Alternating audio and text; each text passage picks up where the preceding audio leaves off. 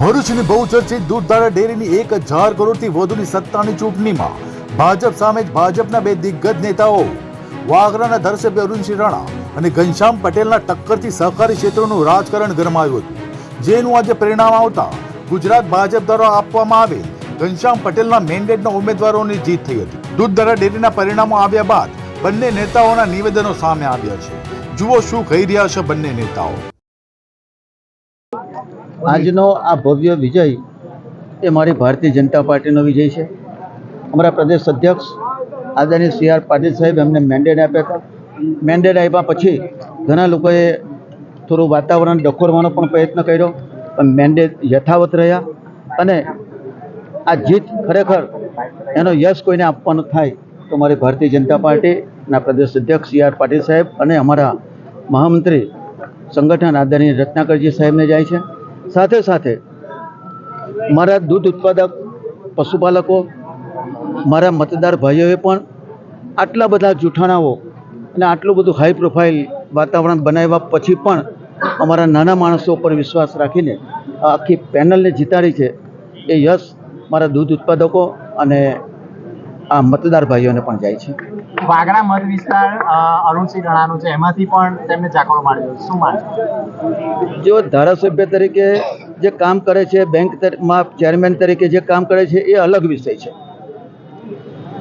સાહેબ, દૂધધારા ડેરી એના મતદારોએ અમારી પર વિશ્વાસ મૂક્યો છે અને ક્લિયર કટ મેન્ડેટ અમને પ્રજાએ પણ આપી દીધો છે કે વાગડા હોય કે જંબુસર હોય કે નર્મદા હોય. ડિસ્ટ્રિક્ટ બેંકની પણ આવનાર સમયમાં બેંકની ચૂંટણી આવશે, શું માનો છો, કઈ રીતે હશે આપણું પણ? જે તે વખતે અમારી પાર્ટી જે આદેશ કરશે તે મુજબ અમે આગળ વધીશું.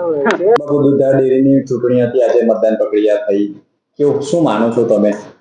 દૂધધારા ડેરીની ચૂંટણીની અંદર 290 વ્યક્તિઓએ ભાગ લીધો અને લોકશાહી ઢબે દરેકને મત આપવામાં આવ્યા. મને એ વાતનું હું મારી પેનલની હાર થઈ છે, હું પોતે હાર સ્વીકારું છું અને આવનાર દિવસોમાં પણ મારે જે સત્યની વાત છે એને હંમેશને માટે ઉજાગર કરવા માટે હું કટિબદ્ધ છું.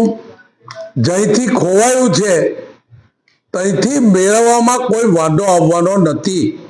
મને એ વાતનો આનંદ છે કે મારી પેનલના આજે જ્યારે ઘનશ્યામભાઈ 18 વર્ષ સુધી શાસનમાં બેઠા હોય અને ઘનશ્યામભાઈ એક મતે જીતે, એ જ મારી જીત છે.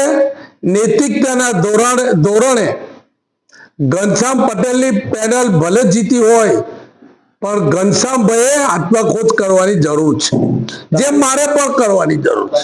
તમારી પેનલના ઉમેદવારો કેટલા મતોથી માર્જિનથી હાર્યા? મારી પેનલના ચિઠ્ઠીમાં પણ મારી પેનલના વ્યક્તિની હાર થઈ.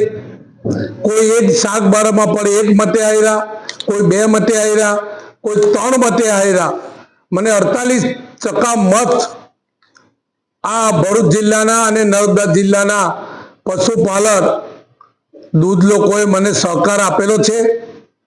તે બદલ હું હૃદયથી સૌનો આભારી છું, હંમેશને માટે કટિબદ્ધ છું. આવનારી ચૂંટણીમાં કેવી તૈયારી હશે દૂધધારા ડેરી?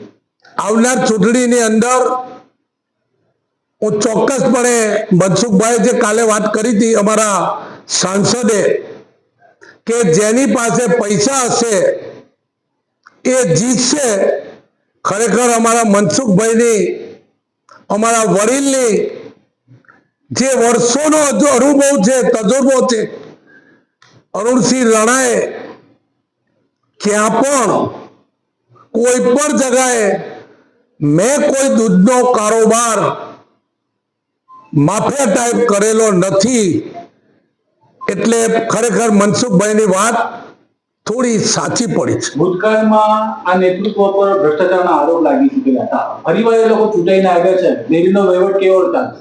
ભૂતકાળમાં આરોપ છે, હાઈકોર્ટમાં પણ આરોપ પડેલા છે. ન્યાયતંત્ર પર મને સંપૂર્ણ ભરોસો છે મારી ગતિમાં એક સેટ પોઈન્ટ પણ મારી ગતિ રોકાવાની નથી. મારો નિર્ધાર, મારી મક્કમતા એ જ છે કે હું સંઘર્ષ કરવા હંમેશા માટે ટેવાયેલો છે.